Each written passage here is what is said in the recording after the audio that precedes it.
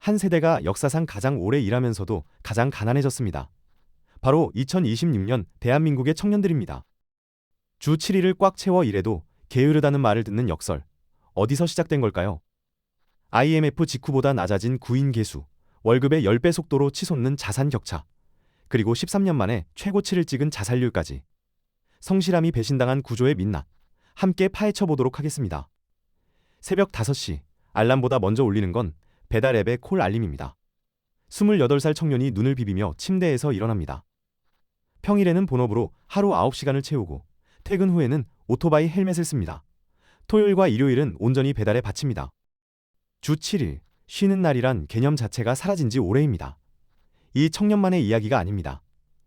2025년 통계청 조사에 따르면 20대 후반에서 30대 초반 청년 5명 중 1명은 2개 이상의 일을 병행합니다. 이른바 엔잡러라는 이름이 붙었지만 그 안에 담긴 현실은 화려함과 거리가 멉니다. 본업 월급으로는 월세와 공과금을 내기도 빠듯합니다. 남는 돈이 없으니 부업을 뛰고, 부업을 뛰면 잠을 줄이고, 잠을 줄이면 몸이 망가집니다. 그래도 멈출 수 없습니다. 멈추는 순간 생활 자체가 무너지기 때문입니다. 문제는 이 고강도 노동이 어떤 보상으로도 이어지지 않는다는 점입니다. 어느 배달 라이더는 지난 3년간 단 한 푼도 저축하지 못했다고 말합니다. 아니, 저축은커녕 마이너스 통장 잔액이 조금씩 늘어났다고 합니다. 월급은 오르지 않는데 월세는 해마다 올랐고 식비와 교통비도 덩달아 치솟았습니다. 열심히 일할수록 빚이 늘어나는 구조. 이것이 2026년 대한민국 청년 노동의 민낯입니다. 기성세대는 말합니다. 젊을 때 고생은 사서도 한다고. 하지만 그 말이 통하던 시절과 지금은 다릅니다. 1990년대 후반 IMF 외환 위기 직후에도 구인 계수는 지금보다 높았습니다. 일자리를 구하려는 사람 한 명당 기업이 내놓은 자리의 비율, 그 숫자가 오히려 그때가 나았다는 뜻입니다. 지금은 자리 자체가 없습니다. 있어도 비정규직이거나 최저임금 언저리입니다. 노력의 가성비가 역사상 최악인 시대, 그 한가운데 청년들이 서 있습니다. 밤 11시, 한 청년이 마지막 배달을 마치고 귀가합니다. 샤워할 기력도 없이 침대에 쓰러집니다. 내일 아침 6시에는 다시 출근해야 합니다. 잠들기 직전 핸드폰을 확인합니다. 오늘 배달로 번 돈, 기름값과 앱 수수료를 빼면 시급 한산 7,000원 남짓입니다. 최저임금에도 못 미치는 숫자 앞에서 스스로 묻습니다. 나는 왜 이렇게까지 해야 하는 걸까? 답은 오지 않습니다. 다만 알람은 어김없이 다시 울릴 것입니다. 라떼는 말이야, 우리 때는 더 힘들었어. 명절 식탁에서, 회사 회식 자리에서, 택시 안에서 기성세대의 훈수가 흘러나옵니다. 청년들은 묵묵히 듣습니다. 반박해봤자 요즘 애들은 참을성이 없다는 말만 돌아오기 때문입니다. 하지만 숫자는 다른 이야기를 합니다. 데이터 앞에서 경험담은 힘을 잃습니다. 구인계수라는 지표가 있습니다. 2를 넘으면 일자리가 사람보다 많고 1 미만이면 사람이 일자리보다 많다는 뜻입니다. 1998년 IMF 외환위기 직후 이 수치는 0.22까지 떨어졌습니다. 역대 최악이었습니다. 그런데 2025년 청년층 구인 계수는 0.18입니다. IMF 때보다 낮습니다. 자리 자체가 없는 시대, 그것이 지금입니다. 물가는 어떨까요? 1998년 시내 자장면 한 그릇은 2,500원 안팎이었습니다. 2025년에는 8,000원을 넘깁니다. 3배 이상 뛰었습니다. 대중교통비, 통신비, 의료비 모두 마찬가지입니다. 그런데 같은 기간 청년 평균 초임은 2배도 오르지 않았습니다. 돈의 무게가 달라진 겁니다. 같은 만 원이 살 수 있는 것이 절반 이하로 줄었는데 손에 쥐는 돈은 그만큼 늘지 않았습니다. 주거비는 더 가혹합니다. 평균 전세 보증금은 2010년 1억 8천만 원 수준이었습니다. 2025년에는 4억 원을 넘어섰습니다. 15해 만에 2배 이상 치솟은 것입니다. 월세로 눈을 돌려도 상황은 다르지 않습니다. 원룸 평균 월세는 70만 원을 넘깁니다. 청년 평균 월급의 3분의 1이 집세로 사라집니다. 남는 돈으로 밥을 먹고 교통비를 내고 통신비를 내면 손에 쥐는 건 거의 없습니다. 결국 숫자가 증명하는 건 단순합니다. 지금 청년들은 부모 세대보다 더 오래, 더 많이 일하면서도 더 가난합니다. 노력과 보상 사이의 연결고리가 끊어진 것입니다. 열심히 하면 된다는 공식이 작동하지 않습니다. 계단을 아무리 올라도 엘리베이터를 탄 사람을 따라잡을 수 없는 구조, 그 안에서 청년들은 지쳐가고 있습니다. 숫자는 거짓말을 하지 않습니다. 다만 그 숫자를 외면하는 사회가 있을 뿐입니다. 주 7일을 일하고도 돌아오는 말이 있습니다. 요즘 애들은 끈기가 없어. 힘든 건 다 똑같아. 너만 힘드냐? 인터넷 댓글창에서, 가족 모임에서, 직장 상사의 입에서 이 말들은 끊이지 않습니다. 새벽까지 야근을 해도, 코피를 쏟으며 배달을 뛰어도 사회는 청년들에게 게으르다는 딱지를 붙입니다. 이것이 2026년 대한민국을 지배하는 노력 가스라이팅의 풍경입니다. 가스라이팅이란 본래 상대방의 현실 인식을 흔들어 자기 판단을 의심하게 만드는 심리적 조작을 뜻합니다. 지금 한국 사회는 청년 세대 전체를 상대로 이 가스라이팅을 수행하고 있습니다. 구조적 문제를 개인의 나태함으로 치환하는 것입니다. 일자리가 없는 건 내가 스펙이 부족해서, 돈을 못 모으는 건 내가 커피를 너무 많이 사 마셔서, 집을 못 사는 건 네가 맛있는 걸 즐겨서. 이런 논리가 버젓이 통용됩니다. 실제로 한 취업 포털 설문조사에서 청년 응답자 10명 중 7명은 노력해도 안 된다는 무력감을 느낀다고 답했습니다. 같은 조사에서 6명은 사회가 내 노력을 인정하지 않는다고 응답했습니다. 이들은 게으른 것이 아닙니다. 오히려 역사상 가장 높은 대학 진학률을 기록하고 가장 많은 자격증을 취득하고 가장 긴 취업 준비 기간을 견딘 세대입니다.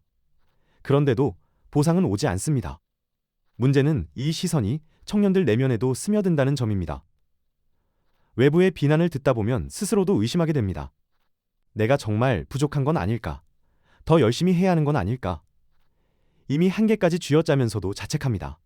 심리학에서는 이를 내면화된 억압이라 부릅니다. 피해자가 가해자의 논리를 받아들이는 현상입니다. 청년들은 구조의 피해자이면서 동시에 스스로를 탓하는 이중고에 시달립니다. 결국 너만 힘드냐는 말은 질문이 아니라 창살입니다. 청년들을 침묵시키고 분노를 억누르게 만드는 장치입니다. 모두가 힘드니까 너도 참으라는 논리. 그것은 연대가 아니라 억압입니다. 진짜 물어야 할 질문은 따로 있습니다. 왜 모두가 이렇게 힘들어야 하는가? 왜 가장 성실한 세대가 가장 가난한가? 그 질문 앞에서 사회는 아직 답을 내놓지 못하고 있습니다. 저녁 7시, 본업 퇴근 시간입니다. 하지만 집으로 향하지 않는 사람들이 있습니다. 편의점 앞에서 앞치마를 두르고 카페 카운터 뒤에 서서 다시 하루를 시작하는 청년들입니다. 낮에는 회사원, 밤에는 아르바이트생. 두 개의 명찰을 번갈아다는 삶이 이들의 일상입니다.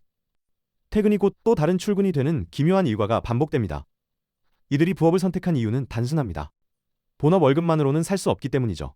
월세, 공과금, 통신비, 교통비를 내고 나면 손에 남는 게 없습니다.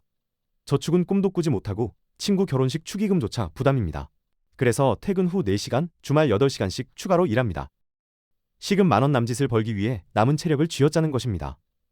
문제는 이 추가 노동이 점점 더 가혹해진다는 점입니다.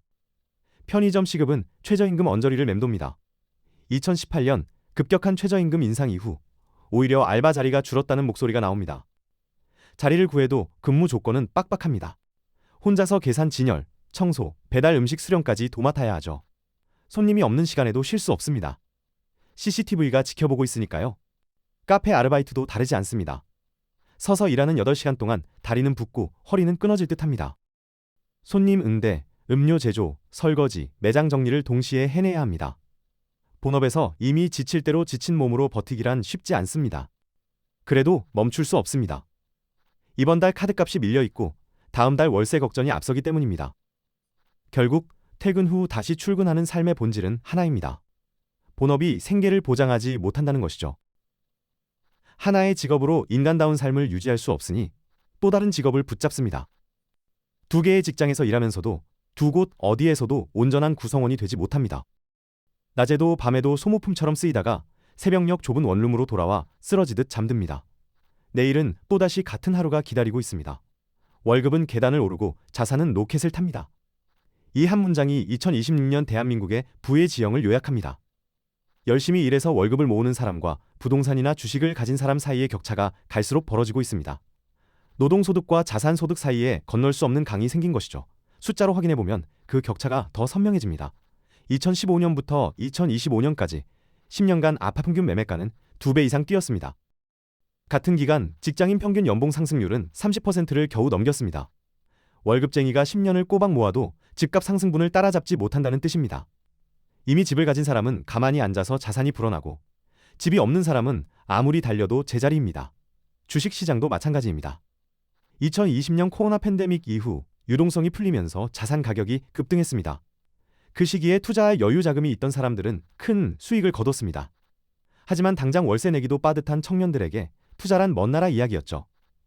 기회는 평등하지 않았습니다. 출발선 자체가 달랐기 때문입니다. 부모에게 물려받은 종잣돈이 있느냐 없느냐가 인생을 갈랐습니다. 이런 구조 속에서 청년들은 두 가지 선택지 앞에 섭니다. 하나는 영끌, 즉 영혼까지 끌어모아 빚을 내서라도 자산시장에 올라타는 것입니다. 집값이 오르면 살아남고 떨어지면 파산하는 도박이죠. 다른 하나는 포기입니다. 어차피 안 될 거라며 내 집 마련의 꿈 자체를 접어버리는 것입니다. 두 선택 모두 정상적인 삶의 경로가 아닙니다. 구조가 청년들을 극단으로 내몰고 있는 셈입니다. 결국 월급만으로 사는 세상은 끝났다는 절망이 퍼지고 있습니다. 이 절망은 청년들을 N잡으로 내몰고 무리한 투자로 이끌며 때로는 삶의 의미 자체를 묻게 만듭니다. 성실하게 일해서 집을 사고 가정을 꾸린다는 부모 세대의 공식이 더 이상 작동하지 않는 사회. 그 안에서 청년들은 매일 절벽 끝을 걷고 있습니다. 사다리는 이미 걷어 올려졌고 아래에서 아무리 손을 뻗어도 닿지 않습니다. 소셜미디어를 열면 화려한 수식어가 넘쳐납니다. 멀티, 포텐셜라이트, 엔잡러, 사이드 허슬러. 마치 여러 직업을 가진 사람이 시대의 승자처럼 포장됩니다. 자기 개발서는 말합니다. 하나의 직업에 안주하지 말고 다양한 수입원을 만들라고요. 성공한 사람들의 인터뷰에는 본업 외에 3가지 수익 파이프라인을 구축했다는 자랑이 빠지지 않습니다. 그런데 현실 속 엔잡러들의 속사정은 그 화려함과 거리가 멉니다. 퇴근 후 배달을 뛰는 건 자기 개발이 아니라 생존입니다. 주말마다 대리운전을 하는 건 경험을 넓히기 위해서가 아니라 월세가 밀릴까 봐서입니다. 하지만 이 사실을 있는 그대로 말하기는 쉽지 않습니다. 돈이 없어서 부업 뛴다고 하면 무능한 사람 취급받기 일쑤니까요. 그래서 청년들은 가면을 씁니다. 생계형 노동을 커리어 확장이라는 그럴듯한 언어로 포장하는 것이죠. 이 포장에는 슬픈 자기 방어의 논리가 숨어 있습니다. 스스로를 CEO라고 부르고 1인 기업가라고 칭하며 자발적 선택이었다고 믿으려 합니다. 그래야 버틸 수 있기 때문입니다. 내가 이렇게 힘든 건 성공을 향해 가는 과정이라고, 언젠가는 보상받을 거라고 믿어야 새벽 배달을 나갈 힘이 생깁니다. 현실을 직시하면 무너질 것 같아서 스스로에게 거짓말을 하는 겁니다. 사회도 이 거짓말에 동조합니다. 청년들의 투잡, 쓰리잡을 열정이나 도전 정신으로 미화하는 게 편하기 때문이죠. 구조적 문제를 덮고 개인의 노력 서사로 바꿔치기 할 수 있습니다. 젊은이들이 여러 일을 하는 건 긍정적인 현상이라고, 유연한 시대에 맞는 적응이라고 포장하면 정책 실패를 들킬 일도 없습니다. 피해자가 스스로 난 괜찮다고 말하니 가해자는 죄책감을 느끼지 않아도 됩니다. 하지만 가면은 언젠가 벗겨집니다. 체력이 바닥나고 건강이 무너지면 더 이상 버틸 수 없습니다. 화려한 수식어 뒤에 숨겨진 건 수면 부족, 만성 피로, 그리고 미래에 대한 막연한 불안입니다. 우리는 CEO가 아닙니다. 그저 내일을 위해 오늘을 저당 잡힌 생존 투쟁가들입니다. 이 사실을 인정하는 것이 고통스럽지만 가면을 벗어야 진짜 문제가 보입니다. 숫자 하나가 모든 것을 말해줍니다. 최근 몇 년간 대한민국 청년 자살률이 가파르게 치솟고 있습니다. 특히 20대와 30대의 증가폭이 두드러지죠. 경제협력개발기구 회원국 중 부동의 1위라는 오명은 여전하고, 그 순위를 끌어올리는 건 다름 아닌 청년 세대입니다. 가장 건강해야 할 나이에 가장 많은 가능성을 품어야 할 시기에 왜 이렇게 많은 청년들이 스스로 삶을 놓아버리는 걸까요? 원인은 단순하지 않지만 한 가지 공통된 고리가 보입니다. 바로 사회적 신호의 부재입니다. 내가 이 세상에 필요한 존재라는 느낌, 누군가 나를 기다리고 있다는 감각, 내 노력이 인정받고 있다는 확신. 이런 신호들이 사라졌을 때 사람은 고립됩니다. 주 7일을 일해도 게으르다는 소리를 듣고 아무리 노력해도 제자리인 현실 속에서 청년들은 이 신호를 받지 못하고 있습니다. 특히 위험한 건 1인 가구 엔잡러들입니다. 혼자 살고 혼자 일하며 혼자 지쳐갑니다. 퇴근 후 돌아갈 곳은 좁은 원룸뿐이고 주말에 만날 사람도 마땅치 않습니다. 직장 동료라 부를 만한 관계도 희미하죠. 플랫폼 노동은 개인 단위로 쪼개져 있어서 옆에서 같이 뛰는 사람과 연대하기 어렵습니다. 고립은 깊어지고 그 깊이만큼 위험 신호도 커져갑니다. 힘내세요 라는 말이 있습니다. 좋은 의도에서 건네는 위로이죠. 하지만 이미 한계까지 쥐어짜고 있는 사람에게 힘내라는 말은 때로 잔인합니다. 더 내 힘이 없는데 힘내라니요. 진짜 필요한 건 위로가 아니라 쉴 수 있는 여유입니다. 아파도 병원에 갈 수 있는 시간, 지쳐도 하루쯤 쉴 수 있는 안전망, 일하지 않아도 당장 굶지 않을 최소한의 보장 말입니다. 문제는 시스템입니다. 개인에게 힘내라고 말할 게 아니라 사회가 바뀌어야 합니다. 최소한의 인간다운 삶을 보장하는 제도, 고립된 청년을 연결하는 그물망, 노력이 보상받는 구조. 이것들이 없으면 힘내세요는 공허한 메아리일 뿐입니다. 급증하는 자살률은 경고입니다. 이 경고를 무시하면 우리는 한 세대를 통째로 잃게 될지 모릅니다. 자정이 넘은 시각, 도시의 대로는 고요해집니다. 하지만 골목 사이로 여전히 불빛이 움직입니다. 배달 스쿠터의 헤드라이트입니다. 낮에는 사무실에서, 저녁에는 도로 위에서. 청년들은 오늘도 멈추지 않습니다. 세상은 이들을 게으르다 하고 끈기가 없다 하며 노력이 부족하다 합니다. 하지만 한밤중에도 꺼지지 않는 저 불빛이 증명합니다. 누구보다 치열하게 살아가고 있다는 것을요. 우리는 지금까지 많은 것을 살펴봤습니다. IMF 때보다 낮아진 구인 개수, 월급의 몇 배 속도로 치솟는 자산 가격, 반토막난 배달 단가, 그리고 급증하는 청년 자살률까지. 숫자들은 하나의 결론을 가리킵니다. 지금 청년들이 겪는 고통은 개인의 나태함이 아니라 구조의 실패에서 비롯되었다는 사실입니다. 사다리는 걷어 올려졌고 아래에서 아무리 뛰어올라도 닿지 않는 세상이 되어버렸습니다. 그렇다면 해법은 무엇일까요? 쉬운 답은 없습니다. 하지만 방향은 분명합니다. 노력과 보상 사이의 연결고리를 복원해야 합니다.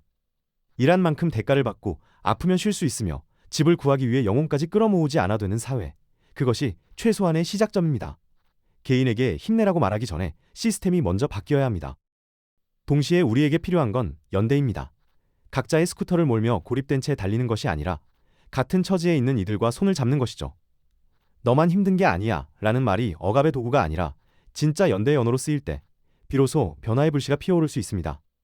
혼자서는 바꿀 수 없는 것도 함께라면 가능해집니다. 밤길을 달리는 스쿠터의 헤드라이트는 꺼지지 않습니다. 비가 와도 눈이 와도 사회가 외면해도 청년들은 오늘을 살아냅니다. 그 불빛 하나하나가 증명합니다. 우리는 게으른 것이 아니라 이 시대를 가장 치열하게 지탱하고 있는 사람들이라는 것을요. 나이를 떠나 모든 분들 힘내십시오. 우리는 결코 혼자가 아닙니다. 오늘 영상이 유익하고 재밌으셨다면 구독과 좋아요 부탁드리겠습니다. 다음 영상 제작에 큰 힘이 됩니다. 감사합니다.